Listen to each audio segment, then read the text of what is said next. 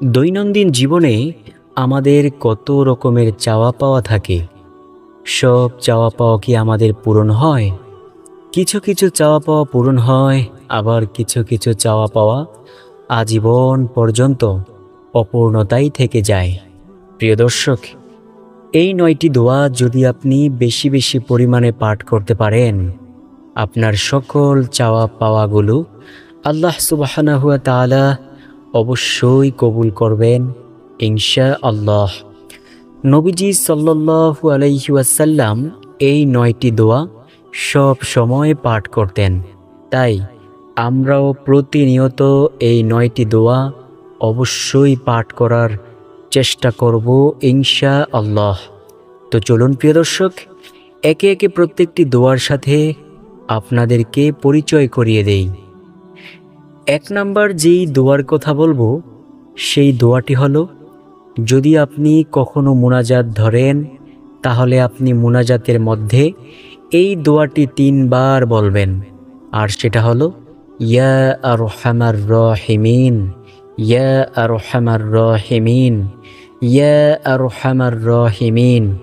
আল্লাহ আপনার সকল মুনাজাত অবশ্যই কবুল করবেন ইনশাআল্লাহ।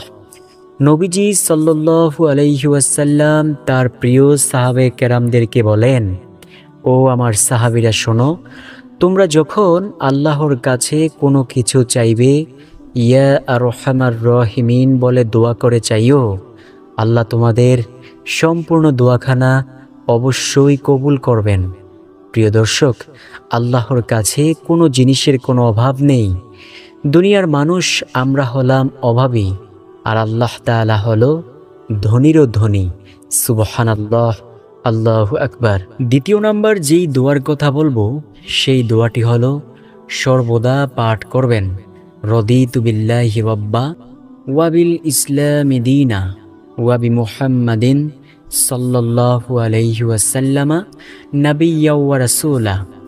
নবীজি সাল্লাল্লাহু আলাইহি ওয়াসাল্লাম বলেন, আমি আল্লাহ তাআলাকে রব হিসেবে, ইসলামকে ধর্ম হিসেবে এবং নবী মুহাম্মদ সাল্লাল্লাহু আলাইহি ওয়াসাল্লামকে নবী ও রাসূল হিসেবে পেয়ে সন্তুষ্ট। যে ব্যক্তি এই কথা বলতে পারবে, রব্বুল আলামিন তার জন্য জান্নাতকে অবধারিত করে দিবেন। সুবহানাল্লাহ, আল্লাহু আকবার। প্রিয় দর্শক, আমরা সব সময় পাঠ করব, রদিতু বিল্লাহি রাব্বা ওয়া বিল ইসলামি দীনা ওয়া বি মুহাম্মাদিন সাল্লাল্লাহু আলাইহি ওয়াসাল্লামা নাবিয়্যা ওয়া রাসূলা ইনশাআল্লাহ। নবীজি সাল্লাল্লাহু আলাইহি ওয়াসাল্লাম বলেন, যে ব্যক্তি এই কথা বলতে পারবে তার জন্য আল্লাহ পাক জান্নাতকে অবধারিত করে দেন। সুবহানাল্লাহ, আল্লাহু আকবার।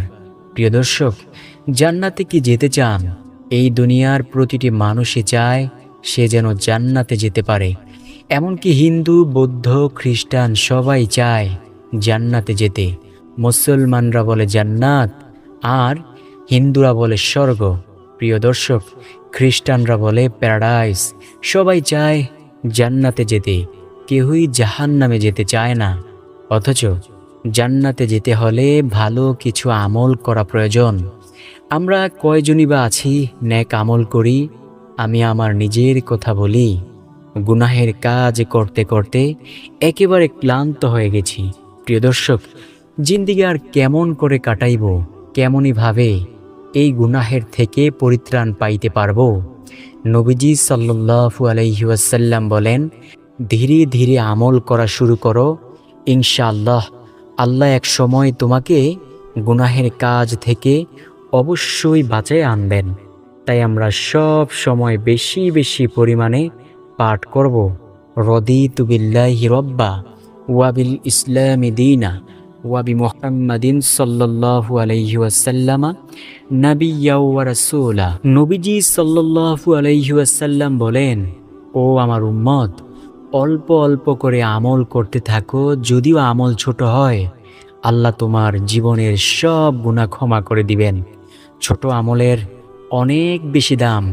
নবীজি সাল্লাল্লাহু আলাইহি ওয়াসাল্লাম বলেন, যে ব্যক্তি বলবে রদিতু বিল্লাহি রাব্বা ওয়া বিল ইসলামি দীনা ওয়া বিমুহাম্মাদিন সাল্লাল্লাহু আলাইহি ওয়াসাল্লামা নাবিয়্যা ওয়া রাসূলা, অর্থাৎ আমি আল্লাহ তাআলাকে রব হিসেবে, ইসলামকে ধর্ম হিসেবে, নবী মুহাম্মদ সাল্লাল্লাহু আলাইহি ওয়াসাল্লামকে নবী হিসেবে পেয়ে সন্তুষ্ট। যে ব্যক্তি এই কথা বলতে পারবে তার জন্য আল্লাহ তাআলার জান্নাত অবধারিত হয়ে যাবে। সুবহানাল্লাহ, আল্লাহু আকবার। তৃতীয় নাম্বার যেই দোয়ার কথা বলবো সেই দোয়াটি হলো সব সময় পাঠ করবেন, ইয়া জাল জালালি ওয়াল ইকরাম। নবীজি সাল্লাল্লাহু আলাইহি ওয়াসাল্লাম বলেন, যে ব্যক্তি মুনাজাতের মধ্যে ইয়া জাল জালালি ওয়াল ইকরাম বলে দোয়া করে, আল্লাহ তার সব দোয়া কবুল করবেন। প্রিয় দর্শক, আমরা জীবনে কত রকমের দোয়া করে থাকি, কত টাকা পয়সা চেয়ে থাকি, কত শান্তি চেয়ে থাকি, কিন্তু কিছু কিছু দোয়া আল্লাহ কবুল করেন, কিছু দোয়া আল্লাহ তাআলার কাছে কবুল হয় না। প্রিয় দর্শক, আমরা যদি ইয়া জাল জালালি ওয়াল ইকরাম বলে দোয়া করি, আল্লাহ সেই দোয়াকে খালি হাতে ফিরিয়ে দেবেন না। সুবহানাল্লাহ। নবীজি সাল্লাল্লাহু আলাইহি ওয়াসাল্লাম দেখলেন এক ব্যক্তি মুনাজাত ধরেছেন। তিনি মুনাজাতের মধ্যে ইয়া জাল জালালি ওয়াল ইকরাম বলে দোয়া করতেছেন। নবীজি সাল্লাল্লাহু আলাইহি ওয়াসাল্লাম ওই ব্যক্তিকে বললেন, তোমার আজকে আল্লাহর দরবার থেকে যা চাওয়ার তুমি চেয়ে নাও, কারণ তুমি এমন একটি বাক্য বলে দোয়া করেছ, ওই বাক্যের দ্বারা দোয়া করলে আল্লাহ কোনো দোয়াকে খালি হাতে ফিরাবে না। সুবহানাল্লাহ, আল্লাহু আকবার। তাই বেশি বেশি পরিমাণে বলবো ইয়া জাল জালালি ওয়াল ইকরাম। চতুর্থ নাম্বার যেই দোয়ার কথা বলবো, এই দোয়া পাঠ করলে নিশ্চিত জান্নাতি হবেন। নবীজি সাল্লাল্লাহু আলাইহি ওয়াসাল্লামের একজন প্রিয় সাহাবী ছিল, যার নাম ছিল আবু উমামা রাদিয়াল্লাহু তাআলা আনহু। নবীজির ওই প্রিয় সাহাবী বলেন, আমি নবীজি সাল্লাল্লাহু আলাইহি ওয়াসাল্লামের পবিত্র জবান মোবারক থেকে শুনেছি, যদি কোনো ব্যক্তি প্রত্যেক ফরজ নামাজের পর আয়াতুল কুরসি পাঠ করে, তার জান্নাতে যাওয়ার জন্য কোনো বাধা থাকে না, শুধু একটা বাধাই থাকে, সেটা হলো মৃত্যু।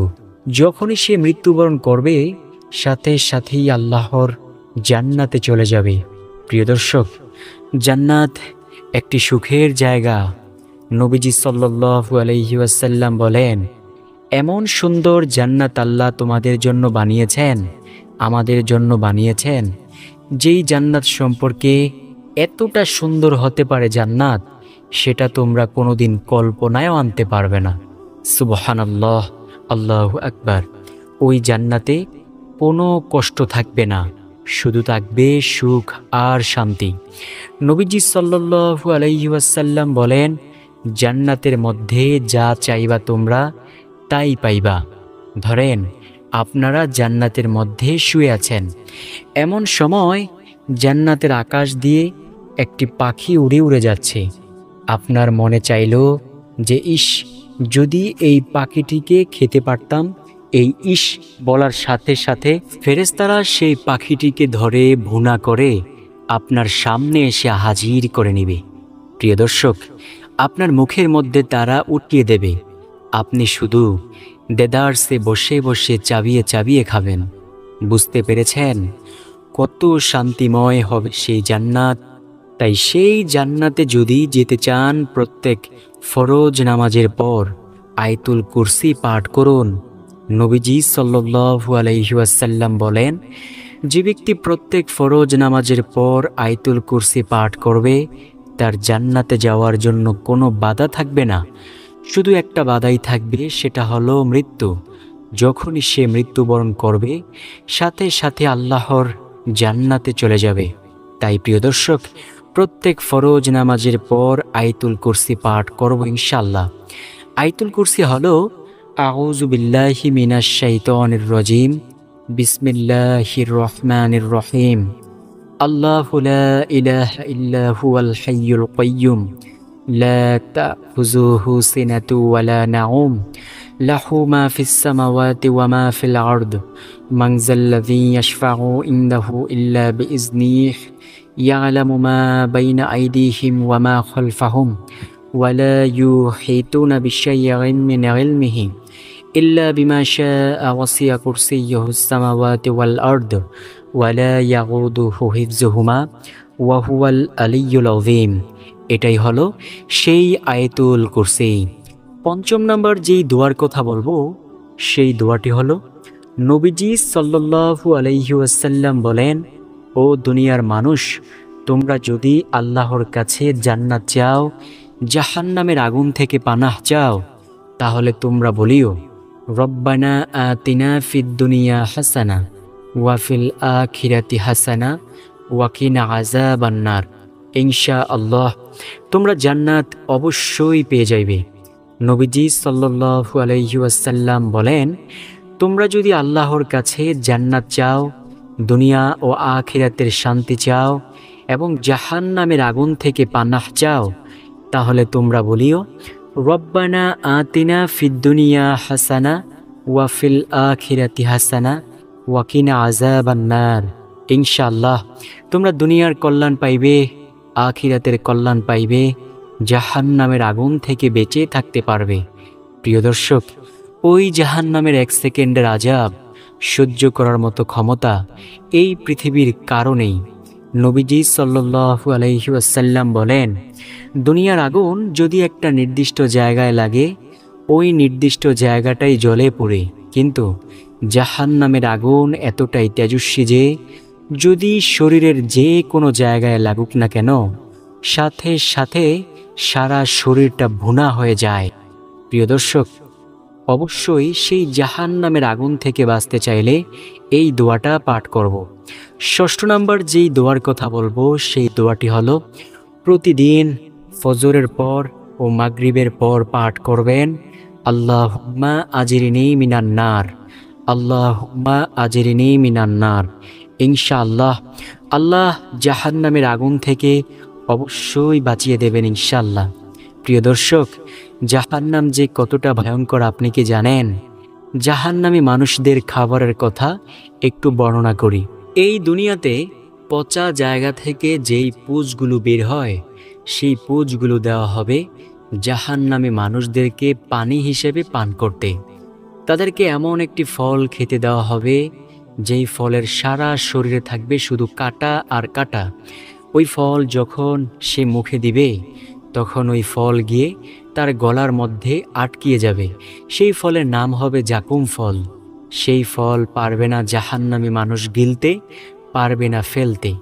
নবীজি সাল্লাল্লাহু আলাইহি ওয়াসাল্লাম বলেন, ওই ফল যদি দুনিয়াতে একটু রস ফেলতো, অর্থাৎ দুনিয়াতে যদি সে একটু পচে যাইতো, আর যদি দুনিয়ার এই মাটির সাথে সে মিশে যাইতো, সারা দুনিয়ার সব মাটি বিষাক্ত হয়ে যাইতো। এতটাই বিষাক্ত হবে সেই ফলটা। প্রিয় দর্শক, সেই আযাব সহ্য করার মতো ক্ষমতা কি কারো আছে? জাহান্নামী মানুষদেরকে আগুনের পোশাক পরিয়ে দেওয়া হবে। নাউজুবিল্লাহ। আল্লাহ আমাদেরকে সেই জাহান্নামের আযাব থেকে বেঁচে থাকার তৌফিক দান করুক।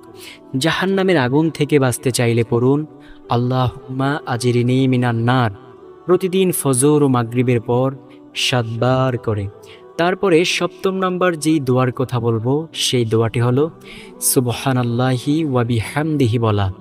নবীজি সাল্লাল্লাহু আলাইহি ওয়াসাল্লাম বলেন, যে ব্যক্তি সুবহানাল্লাহি ওয়া বিহামদিহি প্রতিদিন 100 বার বলবে, আল্লাহ রাব্বুল আলামিন তার আমলের দাম হাসরের মাঠে সবচেয়ে বেশি করবেন। সাহাবে কেরাম বললেন, ইয়া রাসূলুল্লাহ সাল্লাল্লাহু আলাইহি ওয়াসাল্লাম, অন্য কারো আমলের দাম কি এর চেয়ে বেশি হবে না? নবীজি সাল্লাল্লাহু আলাইহি ওয়াসাল্লাম বলেন, হ্যাঁ, ওই ব্যক্তির আমলের দামই এর চেয়ে বেশি হবে যে ব্যক্তি সুবহানাল্লাহি ওয়া বিহামদিহি 100 বার থেকেও বেশি পরিমাণে পাঠ করবে। এছাড়াও নবীজি সাল্লাল্লাহু আলাইহি ওয়াসাল্লাম বলেন, কোনো ব্যক্তি যদি প্রতিদিন 100 বার বলতে পারে সুবহানাল্লাহি ওয়া বিহামদিহি, তার গুনাহের পরিমাণ যদি সমুদ্রের ফেনা রাশির সমতুল্য হয়ে থাকে, সেই গুনাহগুলোকেও আল্লাহ ক্ষমা করে দিবেন। সুবহানাল্লাহ, আল্লাহু আকবার। তাই আমরা এটা অবশ্যই পাঠ করব ইনশাআল্লাহ। তারপরের যেই আমি আমলের কথা বলবো, অর্থাৎ যেই দোয়ার কথা বলবো, সেই দোয়াটি হলো সুবহানাল্লাহিল আযীমি ওয়া বিহামদিহি বলা।